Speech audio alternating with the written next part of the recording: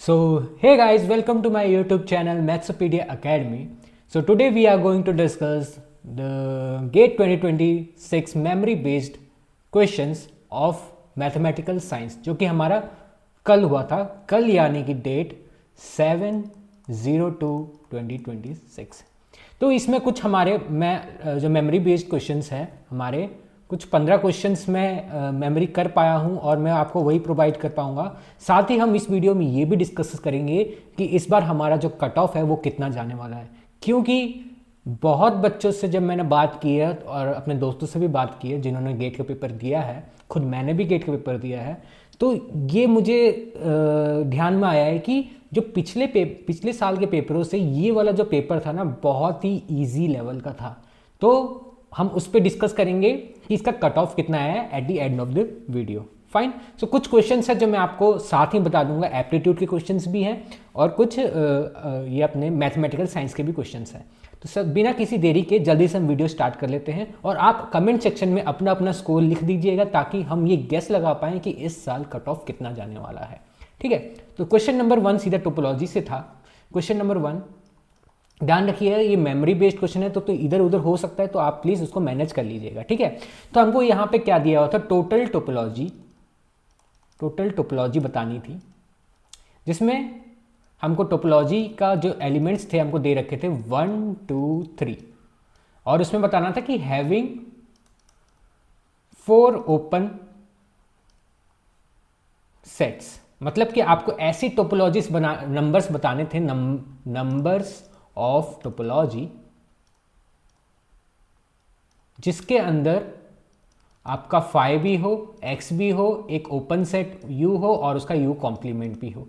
तो इस टाइप के कितने आपके टोपोलॉजी बनेंगे इस एलिमेंट के यूजेस से, वो आपको उसके नंबर बताना था। ये हमारा नेट का क्वेश्चन था। ठीक है, इसमें जो नेगेटिव मार्किंग थी 0 था और +1 था। ठीक है, क्वेश्चन नंबर 2 हमारा फिर से टोपोलॉजी में है। टोपोलॉजी में हमको ये दे रखा था कि इसके अंदर जो 5 6 7 8 9 10, तो हमको टोटल टोपोलॉजी बतानी थी जिसके कि मतलब कि जो उसके एलिमेंट्स हैं ना कि क्लोज्ड हो ना ही ओपन हो। जहाँ पे हमको टोपोलॉजी दी गई थी, topology is equals to 5x 5 6 7 8 9 10। ठीक है, तो मतलब इस जो सेट में से आपको कितने एलिमेंट्स ऐसे मिलेंगे जो कि नाइदर ओपन नॉर क्लोज्ड। ठीक है, तो इसका आंसर कमेंट में लिख दीजिएगा। जहां तक मैंने देखा है, पूछा है, तो इसका आंसर 60 आ रहा था। ठीक है, नेक्स्ट क्वेश्चन हम जाएंगे क्वेश्चन नंबर 3 की तरफ। क्वेश्चन नंबर 3 ये हमारा है एलपीपी से, जहां पे हमको z को मैक्सिमाइज करना था। ये भी नेट का ही क्वेश्चन है, मैक्सिमाइज। z दे रखा था 10x1 प्लस 20x2। कंस्ट्रेंट्स आपको दे रखी थी 5x1 plus x2 is less than 150, x1 plus x2 is greater than 48, x1 is less than 36 and x2 is greater than 48। आपको ये सारी प्लॉट करनी थी ग्राफ पेपर में। ठीक है, और उसको मैक्सिमाइज करना था। तो ये भी बहुत इजी क्वेश्चन था, आपने कर लिया होगा। इसका भी कमेंट में बता दीजिएगा आंसर। क्वेश्चन नंबर 4 था, let f is analytic, complex analysis है, then what is the possible value of x and y। जहां पे ऑप्शंस दे रखे थे आपको 5/2y 3/2y 3/2 d -5/2y। तो आपको एनालिटिक फंक्शंस आपको एक एग्जांपल में लेना था और उसमें से हम क्या मतलब चेंज करें, x और y की वैल्यू ऐसे क्या चेंज कर दे या क्या मल्टीप्लाई कर दे कि वो फिर से एनालिटिक हो। तो इसमें ये क्वेश्चन पूछा हुआ था। नेक्स्ट क्वेश्चन जाएंगे हम क्वेश्चन नंबर 5 में।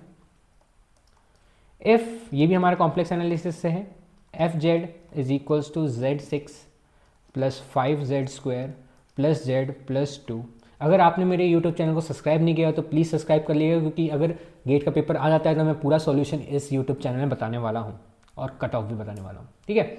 Then number of roots lie in the analysis, ठीक है। एनालिस के अंदर कितने रूट्स है, जो कि एनालिस आपको ये दे रखा था, ये भी आपको नेट का ही क्वेश्चन था, नेट का, इसमें नंबर बताना था। तो एनालिस क्या होता है, ये शेप का होता है, ठीक है, जहाँ पे ये रेडियस 1 है और ये बड़ी वाली रेडियस 3 है। तो आपका इसके अंदर, इस ग्राफ के अंदर कितने पॉइंट्स होंगे जो इसको सेटिस्फाई करेंगे, यानी कि इसको इक्वल्स टू 0 कर देंगे, तो ये बताना था, ठीक है। इसका भी आंसर आप प्लीज़ कमेंट सेक्शन में कर लीजिएगा, बाकी लोगों को आसानी होगी जिन्होंने अटेम्प्ट किया था और उनको पता नहीं लग पा रहा है ये सही है कि गलत है, ठीक है।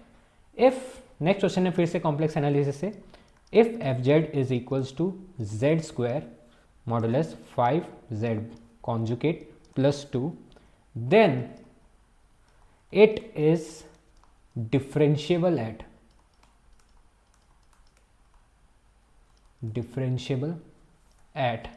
ऑप्शंस दे रखी थी, Z equals to -5, Z equals to 2, Z equals to 5, 4, Z equals to 2 iota, ठीक है। आपको ये डिफरेंशिएबिलिटी चेक करनी थी। नेक्स्ट क्वेश्चन है क्वेश्चन नंबर 7, मैट्रिक स्पेस से है। इफ रो 1 आपको दे रखा है supremum of sequence xn, rho 2 दे रखा है आपको supremum of dy by dy of xn, and rho 3 is your supremum plus metric 1 plus metric 2। Then हमको बताना था, ऑप्शंस दे रखे थे, रो 1 इज मैट्रिक स्पेस और not, rho 2 is metric space और not, rho 3 is metric space, 4 rho 3 is not metric space. तो I guess ये शायद 2 नंबर का क्वेश्चन था, इसमें -2/3 नेगेटिव मार्किंग थी। नेक्स्ट क्वेश्चन है हमारा सेम कंटिन्यूटी डिफरेंशिएबिलिटी से, question number 8, if F X equals to x √ x² plus y² by mod x at x equals to does not equals to 0 and at x equals to 0 its value is 0, then your fx at 0,0 is equals to 0 is equals to fy of 0, मतलब partial derivatives at x and y at point 0,0, f is differentiable at 0,0, third f has directional derivative at x equals to u, 4 f is continuous। तो आपको इसका भी answer बताना था, तो comment section में लिख दीजिएगा क्वेश्चन नंबर 8 का। नेक्स्ट है क्वेश्चन नंबर 9, लेट हमको कोई एक टोपोलॉजी दे रखी थी जिसको कोफाइनाइट टोपोलॉजी भी हम कहते हैं, phi union open set belongs to topology such that U complement S finite, ठीक है। देन हमको क्वेश्चन दे रखा था कि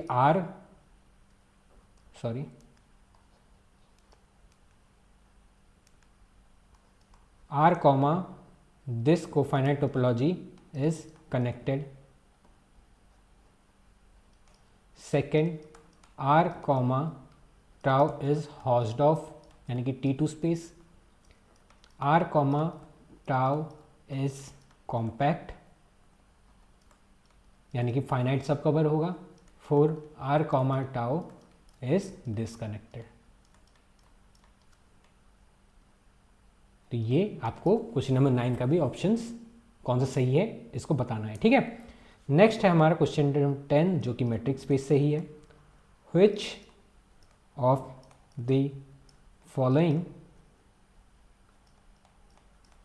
is metric space if D1 and D2 is your metric space. तो ऑप्शन नंबर 1 था rho equals to minimum of D1 of x, y, 3। Option number 2 था maximum of d2 of x comma y comma 3. Option number 3 था rho equals to d1 of x comma y 1 plus d2 of x comma y. And option number 4 था आपका rho equals to d1 x comma y plus d2 x comma y. और आपको बताना है कि इसमें से which of the following option is not metric space. और इसका तो आंसर सबको पता ही है, ये वाला होता है. नेक्स्ट है क्वेश्चन नंबर 11 आपका. हाँ, क्वेश्चन नंबर 11 ये था, कॉम्प्लेक्स एनालिसिस से ही है.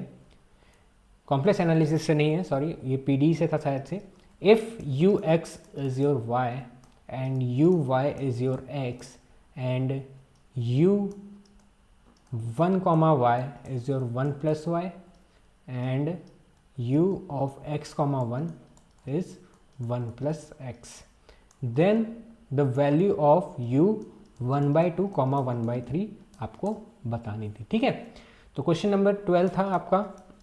ये हमारा एप्टीट्यूड से है, आपको ऐसे स्क्वायर में दे रखे थे. ये पहला स्क्वायर, ये डॉट, ये सिंगल डॉट, इसमें डबल डॉट, इसमें ट्रिपल डॉट, इसमें 5 डॉट्स थे.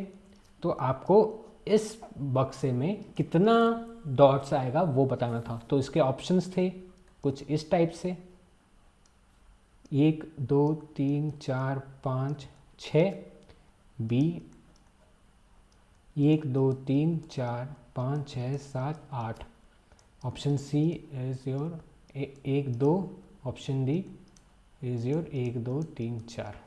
तो आपको इसका तो सबसे बढ़िया पता है कि इसमें 1 बॉक्स है, इसमें 0 पॉइंट्स है, इसमें 1 पॉइंट है, इसमें 1 पॉइंट है, इसमें 2 पॉइंट है, इसमें 3 पॉइंट है, इसमें 5 पॉइंट है. तो इसमें कितना होगा, तो देखिए इसका 0 + 1 1 होता है तो 1 पॉइंट आया, 1 + 1 2 होता है तो 2 पॉइंट आया, 2 + 3 5 होता है तो 5 पॉइंट आया, तो 5 + 3 8 होगा. तो ऑप्शन नंबर ये आएगा. ठीक है, तो ये एप्टीट्यूड का पहला क्वेश्चन था. नेक्स्ट है क्वेश्चन नंबर 13, ही एप्टीट्यूड से ही है आपका. सर्कल दे रखे थे आपको, कुछ कनेक्टेड है ऐसे, जहाँ पे बड़े वाले सर्कल का नाम C1, दूसरे का C2, ये कनेक्टेड है यहाँ से C3. इसका जो रेडियस था, इसका रेडियस था और इसका रेडियस ऐसे कनेक्टेड, और इस पॉइंट पे 90 डिग्री का एंगल बन रहा था. ये पॉइंट ए था, ये पॉइंट बी था, ये पॉइंट सी था. तो आपको बताना था, अगर C1 का जो रेडियस है आपके पास R1 है जो कि अननोन है, C2 का आपको पता है R2 जो है 2, एंड C3 का आपको पता है R3 जो कि था 1. तो फाइंड R1. तो आपको R1 निकालना था अगर ये 90 डिग्री यहाँ से बनता है. तो ये क्वेश्चन भी आप कमेंट सेक्शन में कमेंट कर दीजिएगा इसका सॉल्यूशन क्या है. क्वेश्चन नंबर 14, ये क्वेश्चन अच्छा था. There are diseases in a town. Statement आपको दे रखी थी, statement people who have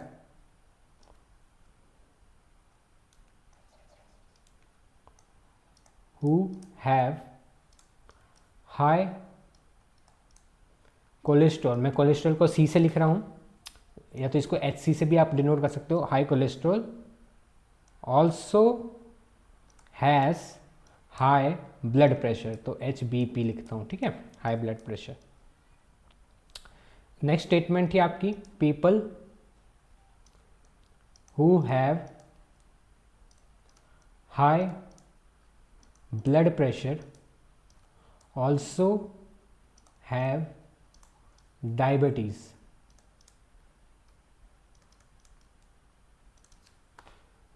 And but people who has high cholesterol does not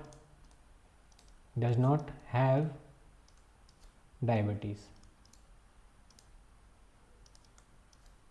if there are at least 75 persons who has one of these diseases. Second statement क्या था आपका? People has high cholesterol, उसका कितने percent थे? वो 10% थे option में, मतलब क्वेश्चंस में.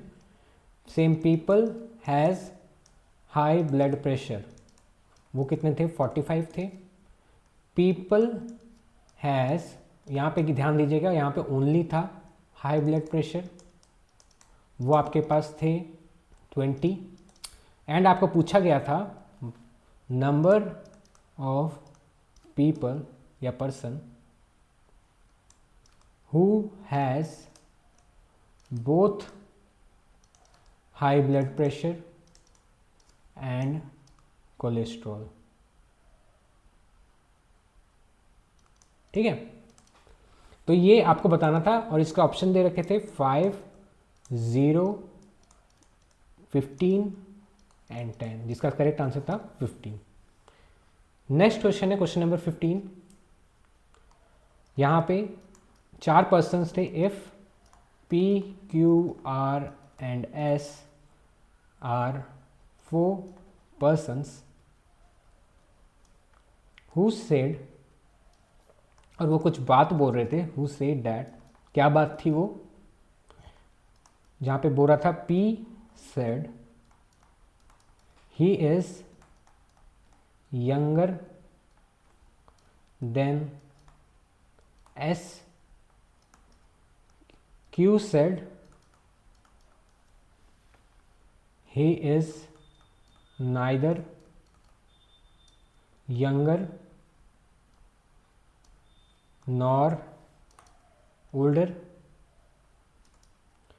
3 said, R said he is younger than P.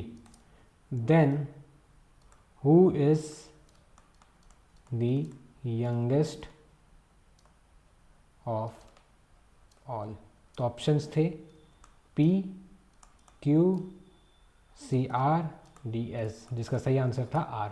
तो ये कुछ थे हमारे पास 15 क्वेश्चंस जो आप देख सकते हो. बाकी क्वेश्चंस मैं ट्राई कर रहा हूँ मेमोरी लोगों से पूछने के लिए. और तब तक के लिए आप इसका जो सॉल्यूशंस है वो बताते रहिए. मैं नेक्स्ट वीडियो में बाकी क्वेश्चंस लाता हूँ फटाफट से. Thank you guys.